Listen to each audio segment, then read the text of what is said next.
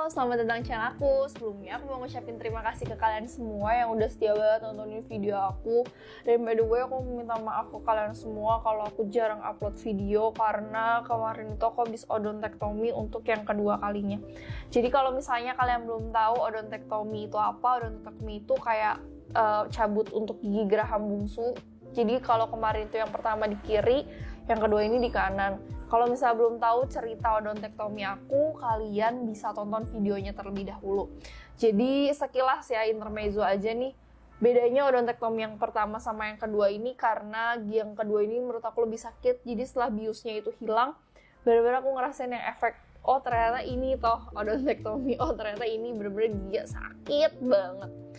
Dan balik lagi ya, di video kali ini aku mau cerita ke kalian tentang pedoman gizi seimbang. Jadi kalau misalnya kalian belum tahu apa itu pedoman gizi seimbang, so tetap ditonton videonya, jangan di skip ya. Kita mulai langsung ke apa itu pedoman gizi seimbang. Sebelum masuk ke pedoman gizi seimbang, aku sering banget dengar orang bilang kalau makan itu ya harus 4 sehat 5 sempurna dong. Padahal 4 sehat 5 sempurna ini sudah tidak lagi digunakan karena tidak relevan lagi nih mengatasi masalah gizi yang terjadi di Indonesia. Kilas balik ke 4 sehat 5 sempurna. 4 sehat 5 sempurna ini dipopulerkan oleh Bapak Gizi Indonesia yaitu Profesor Purwosudarmo di tahun 1952 untuk mengatasi masalah gizi buruk yang terjadi pada zaman itu. Konsep 4 sehat 5 sempurna ini terdiri dari makanan pokok sebagai sumber energi utama, lauk pauk sebagai zat pemelihara dan juga pembangun, sayur dan buah sebagai zat pengatur, serta susu sebagai penyempurna. Tapi sebenarnya makanan yang mengandung gizi seimbang ini tidak hanya memperhatikan dalam 5 jenis makanan yang udah tadi aku sebutin, melainkan makanan itu harus mengandung zat gizi yang sesuai, baik dalam jumlah ataupun jenis yang sesuai dengan usia dan juga kebutuhan masing-masing orang. Oleh karena itu kalau di Indonesia sendiri ada yang namanya AKG atau angka kecukupan gizi yang kalau misalnya kalian lihat itu dibedakan dari usia dan juga jenis kelamin. Makanya setiap AKG orang itu berbeda-beda ya, setiap orangnya, setiap individunya. Oleh karena itu Kementerian Kesehatan merilis yang namanya pedoman gizi seimbang. Jadi terdiri dari 4 pilar gizi seimbang, 10 pesan umum gizi seimbang, dan juga piring makanku beserta visualisasinya atau gambar, atau dalam bentuk gambar ya visualisasinya ini, yang lebih relevan untuk mengatasi permasalahan gizi yang terjadi saat ini. So, gizi seimbang itu apa sih? Gizi seimbang itu pada dasarnya adalah susunan pangan sehari-hari yang mengandung zat gizi sesuai dengan jumlah, baik jumlah itu porsi maksudnya, dan juga jenis yang sesuai dengan kebutuhan tubuh dan memperhatikan 4 pilar gizi seimbang. Sekarang 4 pilar gizi seimbang itu apa? 4 pilar gizi seimbang yang pastinya terdiri dari 4 item. Nah, pilar yang pertama ini adalah mengkonsumsi makanan yang beraneka ragam. Kenapa sih harus mengkonsumsi makanan yang beraneka ragam? Karena pada dasarnya tidak ada satupun jenis makanan yang bisa memenuhi semua jenis zat gizi untuk kita mempertahankan kesehatan ataupun untuk pertumbuhan, kecuali ASI atau air susu ibu. ASI pun hanya bisa bertahan untuk mencukupi kebutuhan zat gizi si bayi hanya sampai 6 bulan. Oleh karena itu, kenapa bayi ini setelah 6 bulan itu harus ada yang namanya MPASI atau makanan pendamping yang selain ASI gitu. Nah, konsumsi yang beraneka ragam ini kenapa? Karena supaya saling melengkapi dan juga kita mendapatkan whole package. Misalnya, kita mendapatkan sumber karbohidrat dari nasi, terus sumber protein misalnya dari ikan, dari daging, dari telur, terus sumber serat misalnya dari buah-buahan ataupun sayur-sayuran, dan sumber vitamin dan mineral nih, sehingga tubuh kita mampu melakukan fungsi optimalnya untuk menjaga kesehatan dan juga untuk pertumbuhan. Pilar yang kedua yaitu adalah menerapkan pola hidup bersih dan juga sehat atau PHBS. Kenapa sih? Karena status gizi kita juga ditentukan oleh yang namanya infeksi ini nih.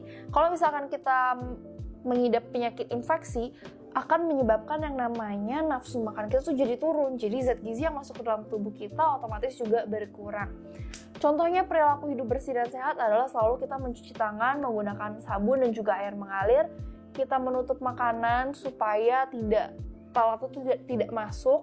Lalu juga kita bisa menutup hidung dan juga mulut saat kita bersin sehingga tidak menyebarkan kuman. Pilar yang ketiga adalah melakukan aktivitas fisik atau pola hidup aktif dan juga berolahraga. Tujuannya adalah supaya apa yang masuk dan juga apa yang keluar adalah seimbang tujuannya. Kalau misalkan kalian misalnya mau diet, ya berarti apa yang masuk dan apa yang keluar itu lebih banyak yang keluar dibandingkan yang masuk. Kalau misalnya mau menaikkan berat badan, intinya adalah apa yang masuk lebih banyak dibandingkan apa yang keluar. Nah, olahraga ini juga ataupun aktivitas fisik bisa kayak jalan kaki, bisa juga jalan cepat, bisa juga olahraga zumba di rumah, ataupun yoga juga bisa gitu. Yang penting adalah kita melakukan aktivitas atau menggerakkan tubuh kita. Lalu, olahraga ini bertujuan untuk meningkatkan metabolisme, meningkatkan imunitas, terus mengurangi rasa stres atau mengendalikan rasa stres, karena pada saat olahraga itu muncul yang namanya hormon endorfin. Lalu juga bisa menjaga berat badan kalau misalnya kalian mau diet ataupun kalian emang mau menjaga berat badan kalian tetap stabil. Pilar yang keempat adalah mempertahankan atau memantau berat badan normal. Biasanya menggunakan indikator IMT atau indeks massa tubuh, atau dalam bahasa Inggrisnya adalah Body Mass Index atau BMI. Cara ngitungnya gampang banget. Yang pertama yang kalian butuhkan itu adalah kalian butuh data berat badan dalam kilogram dan juga tinggi badan dalam meter. Nanti rumusnya adalah berat badan dibagi tinggi badan yang sudah dipangkatkan. Tinggi badan dipangkatkan ini artinya adalah tinggi badan dikalikan tinggi badan. Nanti hasilnya kalau 18,5 sampai 22,9 itu hasilnya masih normal. Kalau di bawah 18,5 itu underweight. Kalau di atas 22,9 artinya 23 ke atas itu overweight. Nah, nanti kalau misalnya klasifikasi tabelnya aku akan taruh di sebelah sini. Jadi kalian bisa lihat aja. Kalau kita udah bahas mengenai 4 pilar gizi seimbang, sekarang kita mau bahas mengenai 10 pesan umum gizi seimbang yang tujuannya adalah sebagai pedoman untuk semua kalangan usia nih, baik dari bayi sampai dengan orang tua. Pesan umum gizi seimbang yang pertama adalah syukuri dan nikmati aneka ragam makanan. Jadi sebelum kita makan, kita pastinya bersyukur terlebih dahulu kepada Tuhan Yang Maha Esa atas berkat dan juga nikmat makanan yang udah disediakan nih. Selain itu, Indonesia kan banyak banget nih variasi makanannya. Kita bisa makan lebih dari satu lauk pauk. Misalkan ada buah-buahannya juga, ada sayurnya, terus juga ada proteinnya, baik protein hewani ataupun nabati, yang nantinya tuh zat gizi tersebut akan melengkapi kebutuhan kita. Yang kedua, biasakan makan sayur dan juga buah-buahan. Nah, kenapa sih harus makan sayur dan buah-buahan? Karena di dalam sayur dan buah-buahan ini kan terdapat serat yang membuat BAB kita tuh menjadi lancar, dan juga serat ini juga dapat menurunkan kolesterol di dalam tubuh kita. Yang ketiga adalah biasakan mengkonsumsi lauk pauk yang mengandung protein yang cukup tinggi. Kenapa sih? Karena protein ini kan bertujuan untuk menghasilkan enzim, hormon, meningkatkan kekebalan tubuh, dan juga memperbaiki atau regenerasi sel dalam tubuh kita. Yang keempat, biasakan mengkonsumsi aneka ragam makanan pokok. Indonesia ini kan banyak banget ya makanan dengan kearifan lokal, misalnya kayak beras, jagung, sagu, talas, yang bisa menjadi alternatif makanan pokok.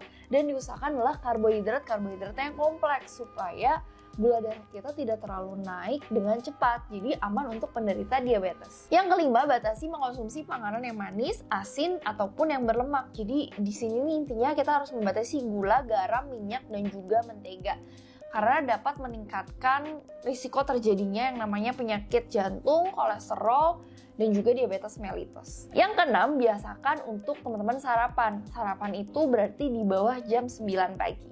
Yang ketujuh, biasakan untuk minum air putih yang cukup dan juga aman. Air putih ini artinya air yang tidak berasa dan juga tidak berbau ya. Artinya benar-benar tidak ada campuran gula ataupun garam ataupun hal yang lainnya.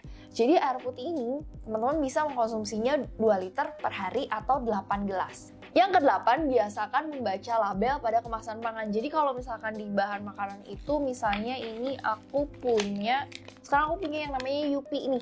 Di Yupi ini nih ada yang namanya label bahan kemasan pangan atau nutrition facts-nya. Jadi di sini nanti terlihat nih berapa kalorinya, berapa banyak lemak jenuh, lemak total, protein, karbohidrat, gula ataupun garam. Jadi teman-teman bisa membatasi yang tadi gula, garam, lemak itu bisa dilihat dari yang namanya nutrition facts atau informasi nilai gizi.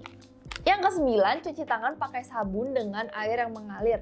Jadi kalau sebelum makan, terus juga setelah buang air besar, buang air kecil, diharapkan teman-teman cuci tangan menggunakan sabun supaya kuman-kuman yang ada di tangan teman-teman itu bisa menghilang, dan juga teman-teman bisa makan dengan aman.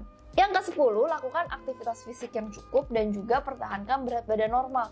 Tadi kita udah dikasih tahu ya cara hitung apakah teman-teman itu masuk di overweight, underweight, ataupun di berat badan yang normal. Nah, jadi teman-teman bisa menggunakan rumus kalori in, kalori out. Jadi kalau misalnya teman-teman mau naik berat badan, ya kalori yang masuk harus lebih banyak dibandingkan kalori yang keluar. Kalau misalkan mau turun berat badannya, ya kalori yang masuk harus lebih sedikit dibandingkan kalori yang keluar. Visualisasi gizi seimbang ini digambarkan dengan tumpeng gizi seimbang karena masyarakat Indonesia kan akrab banget nih dengan namanya tumpeng dan juga piring makanku. Itu porsi sekali makan. Kalau di tumpeng gizi seimbang, nanti gambar aku taruh di sebelah sini, dia tuh kan ada lapisan bawah dan sampai ke atas kan sampai dia mengerucut gini ya. Nah, paling atas tuh porsinya itu makin sedikit, jadi mulai yang bawah sampai ke atas tuh ukuran porsinya makin mengecil gitu. Terus juga ada tambahan aktivitas fisik untuk juga memantau berat badan normal, dan ada juga tambahan konsumsi air putih sebanyak 8 gelas per hari. Selain itu, visualisasi gizi seimbang juga digambarkan dengan piring makanku atau porsi sekali makan.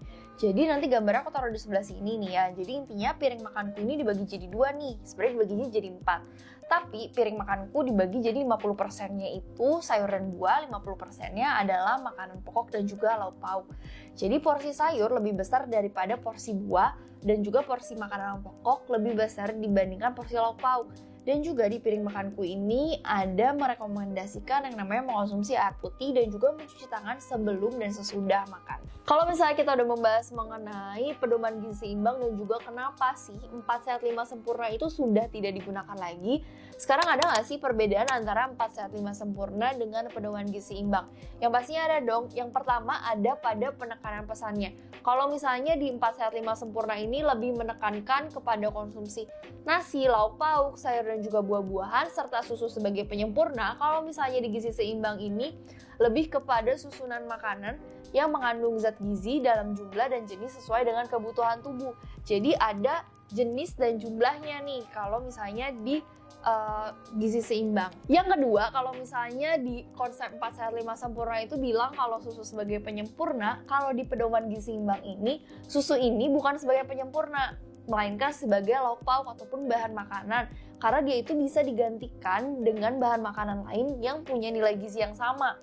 Jadi misalnya bisa digantikan dengan telur, bisa digantikan dengan daging, tempe, juga bisa digantikan dengan kedelai, kacang-kacangan, itu bisa menjadi sumber protein juga.